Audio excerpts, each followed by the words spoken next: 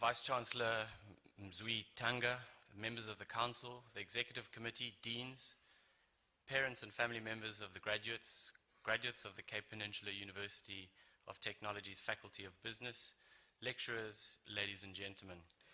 Let me start off by deviating from my notes and saying that it feels a bit like Professor Stark has actually nicked my speech, because many of the things that he's raised I'd like to share with you today. I'd like to start off by saying that I believe you are very fortunate to have been born African and South African. These are tremendous times that we live in, and to say that we are doomed to live in interesting times, as the old and wise Chinese proverb states, is simply an understatement. We gather here today to celebrate your academic achievements. Some of you will be rewarded with a national diploma, others a bachelor's in technology, and a candidate a master's in technology. Your academic achievements are the product of toil, endeavor, and learning. The road might not have been easy. For some, it might have started from a position of disadvantagement. For others, a position where a simple choice had to be exercised, a choice that said, this is what I want to do with my life, regardless of the costs to me and my family. And for others, it was that hunger to get an excellent education so that life can open up its road of opportunity and reward. We stand in front of you, the Faculty of Business graduates of 2013, as part of your community, your compatriots, and also your witnesses. We celebrate that which you have set out to achieve, namely one of the best academic qualifications that this country has to offer a young person. We bear proud testimony to your diligence, your determination, and your single-mindedness, which has brought you here today as new people, no longer students, but graduates. However, your new status as graduates comes with an awesome responsibility. The impatient people of this country will look to you for leadership. They will also look to you and seek out exemplary conduct and citizenship of which they can be proud. For the people of this great nation know that you are in fact a minority, but not a minority of class, creed, or culture, but a select few who have chosen to take the hard road in life and qualify with a postgraduate qualification. This, my compatriots, is unfortunately a privilege that very few of our citizens get to achieve. So armed with your new qualifications, you will be required to commence a second journey. And this journey is not always one that tastes of sweetness. It's not always one that will give you instant victory, but it's one that you seek because every person in life has to experience adversity and the bitterness of mistakes that we make in life. This life experience means that when you do achieve victory, it will be so much more meaningful and important to you.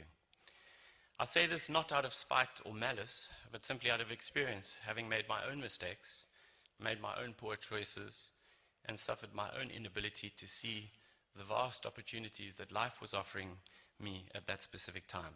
But have no fear, for in life, life always, but always rewards the just, the fair, the honest, the diligent, and even sometimes rewards the dreamer.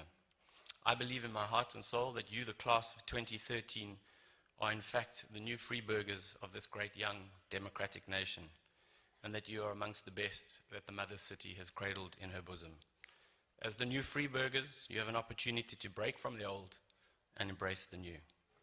However, do not underestimate the headwinds of competition, for competition is brought about by the ever-changing economic conditions of our globe. Your competitors are as hungry as you are for success. They might even be smarter and faster, but they do not have the vast opportunities that you as the class of 2013 have, and as Africans. To be the best, you will need to embark on a lifelong endeavor, and that endeavor is simple: reading, reading, and reading. Reading is a secret ingredient that will arm you with insight, wisdom, and understanding. It's the ingredient that will equip you to see the opportunity where others see risk, to see compromise where others see conflict, and to see well where others simply see a lost cause. Now, reading doesn't mean searching Wikipedia or viewing Twitter, Facebook, Mixit, and YouTube, because that's where the immediate news and global trends and views of the days can be found. While these are the new tools of the modern electronic age, thoughtfulness and insight and knowledge is gained by reading the classics, reading the life stories of other people, the histories of countries, and the views of others on how the world has changed and how it ought to change in the future. But before you think I'm making fun of social media, let me indicate its power. Please grab your mobile telephones, but as said earlier on, keep them on silent, and use the hashtag @WestGrow to tweet any of the data points that might be of interest to you in my address. Reading will become one of your best of friends, so seek out greatness by reading after this graduation. Through reading, you will discover that in a decade, we'll have over 1 billion people on this continent, citizens of 54 countries, that nearly 50% of our people on this continent will be under the age of 30 and living in cities. You'll also discover that 40% of the world's agricultural land not yet cultivated is on our continent. You'll also discover that there's a rapidly growing middle class in Africa at a phenomenal pace, and that last year 4 out of the world's top 10 fastest growing economies were on our continent. You might be interested in South Africa's achievements. You will discover that in 2011-2012, South Africa was ranked by the World Economic Forum in their competitive index as being number 2 in the world for the most soundness of the banking system. We were ranked number 1 in the regulation of securities and exchanges, and we were also ranked number 1 in the strength of auditing and reporting. With regards to our relationship within the BRICS country, our country is ranked number 34 when it comes to the ease of doing business. China, however, is ranked at 79, Russia 123rd, Brazil 127th, and India 134th. This shows you that we are a well-developed state with huge opportunities.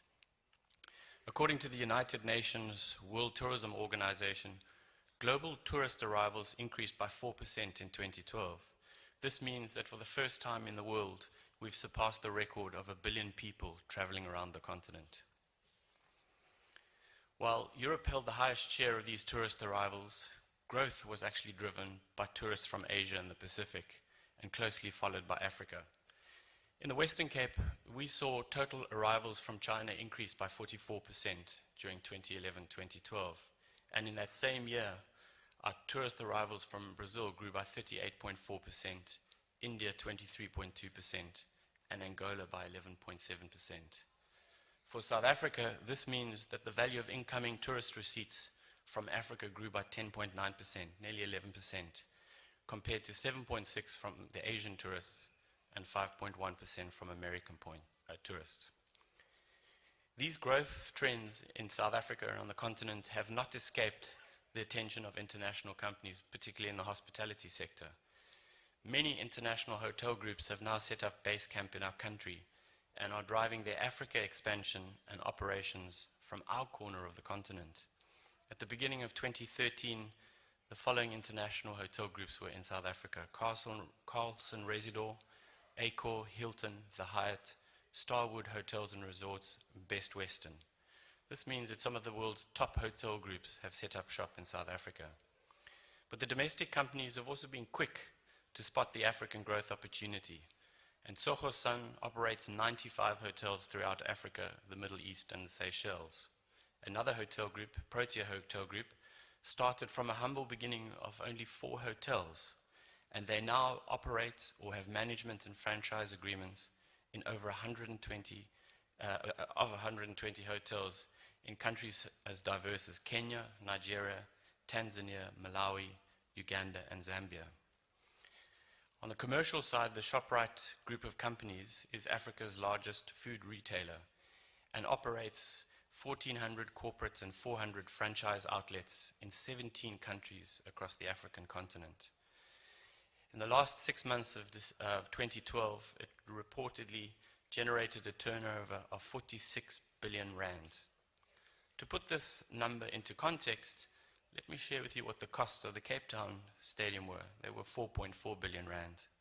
This means that ShopRite Checkers revenue, mostly or all in Africa, would give us the financial ability to build 10.2 Cape Town football stadiums every 6 months. In 2011, close to 70% of all South African foreign direct investment into Africa came from companies headquartered in Cape Town. The insurance, hotel, and property sectors were the lead in this investment drive. And I find it very interesting to note that in many instances, these investments into Africa are into infrastructure, and they are setting up and creating the opportunities for other South African companies and entrepreneurs to move into those neighboring states and deliver goods and services. However, we do have challenges on the African continent. Currently, intra-regional trade sits at 11% of the total continental trade. But for our continent to prosper, we know that we should be sitting at 25% intra-regional trade. In 2007, South African trade with the rest of Africa was valued at 64 billion rand. In 2011, simply 4 years later, it had grown to 95 billion rand. And at Wesgrow, we know that Cape Town and the Western Cape is the springboard for doing business on the rest of the continent. At the end of 2011, our key export markets were still heavily concentrated in the global north.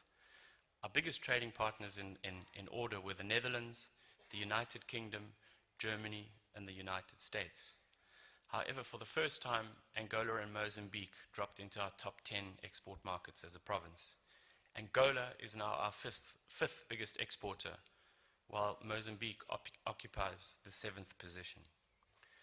Although trade in Africa is fraught with many difficulties, such as poor road and rail infrastructure, inefficient border and customs procedures, and challenges managing foreign currencies, things are changing, and many states have begun to focus on these structural changes that will lead to economic growth and accelerating development levels.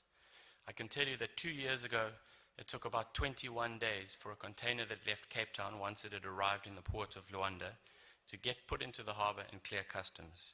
That lead time is now down to 4 days. Massive improvement happening in our neighboring states. Last year, 640 billion rand was invested in Mozambique. And although much of this investment will be spent on the metals, mining, oil and gas sector, a large portion of it will be used on building and improving infrastructure and potentially creating competition for South Africa. I believe in this country we often mistake trade because we just look through the lenses of exporting goods that are manufactured or produced in our country. And we at Wesgrow believe that there's a massive opportunity for us to export services that have been developed in this city, which we call the Silicon Cape. In the last number of years, we have witnessed a very positive growth in the business process outsourcing and business services sector. The information and communication technology sector, ICT, in our city continues to innovate, and I believe this is a key driver of us winning the World Design Capital 2014 award. Over the last decade, we've witnessed that huge innovation in software development, but a convergence with telephony. This means that we now use our mobile phones for market making and price discovery. They're not just used for making telephone calls. The introduction of the Android operating system on mobile phones is, in our opinion, a game changer. This means that we'll witness a huge surge in the import of no-name branded mobile phones using Androids, mostly coming from China and India. And the ICT sector will now find it easier to deliver their services on that operating system. This means that mobile phones will become cheaper, and the huge implication for our continent is that in the medium term, the bulk of Africans will access the internet not through a PC, but through a handheld device. And you need to start thinking, what is the economic opportunity for you there? Last year, Wesgrow facilitated an investment of 600 million rand from a Chinese consumer electronic company. This company has set up a production facility in Atlantis and is currently making LCD and LED televisions, something that many South Africans would tell you we could never do. They are made cheaper and more productively in Atlantis. However, in the new year, this company plans to start producing mobile phones and tablet devices. I mentioned the Android as a game changer, and for us, for the first time, there's a real chance that people that are operating in the ICT space will now be able to put that onto a telephone and be sold in the South African and African market. As I previously stated, reading is going to be your most powerful tool to combat the headwinds of competition. Your reading must lead you to develop a better sense of the African geography and the world around us. You need to learn who on the continent speaks French and who of those speak Portuguese. You need to read about the history of this continent's capital cities and people, as well as their Tier 2 cities. You need to read about the great African leaders such as Kwame Nkrumah, Jomo Kenyatta, O.R. Tambo, and Nelson Mandela. You need to understand what they stood for and why their ideas might still matter, and why some of their ideas potentially around Pan-African cooperation are things that we need to embrace. And if you disagree with them and their ideas, your reading's got to provide you with new arguments, and those arguments have to lead to new solutions on this continent. This knowledge that you will acquire through reading will give you a comparative advantage over others. Now, I know that I've mentioned many facts and figures in my address, but I sincerely hope that someone in this hall has found one or two of them interesting and tweeted them. I started off by saying that I think you're fortunate to be born African and South African. I hope that my address inspires you to view our continent very differently. This continent is the new economic frontier, and you have a unique opportunity to be part of its success. As graduates, who I hope will believe in the power of reading, you have a special moment to define what Africa's future success might look like. I concede that the continent is undergoing fundamental changes, and there are many risks associated with business and our future on the continent. Risks such as underdevelopment, poor health, bad economic management, a lack of basic services, the effects of climate change, and food security. But there are also many, many new opportunities, and crisis breeds opportunity. So I'd like to close with a few questions that I'd like to pose to you, the graduates of 2013. Who amongst you here today will be the first person to find a job working for a South African hotel group, not in South Africa, but a neighboring state? Who of you will be the first entrepreneur, and I see there are 2 people who graduated in this space, who will be the first entrepreneurs to set up a printing business in Lagos? Who will be, and those of having done sport management, who will be the first person to spot the opportunity to sell personal training programs via a mobile phone using Android, and hopefully tweet about it?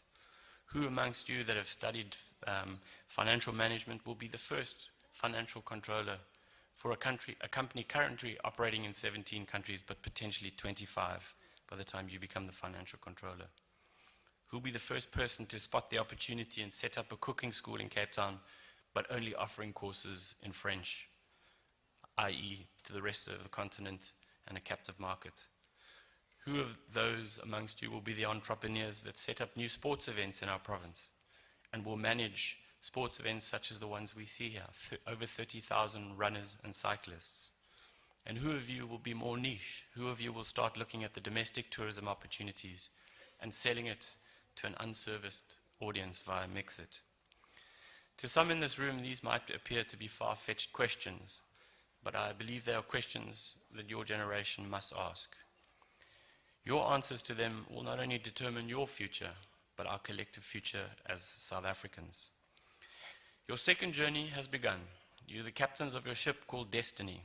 Trim your sails, secure your maps, look at the headwinds of competition and sail through them. Always be armed with knowledge and seize the opening opportunities that this amazing continent is beginning to present to you before others around you see it and seize it. Congratulations to the family members of the graduates.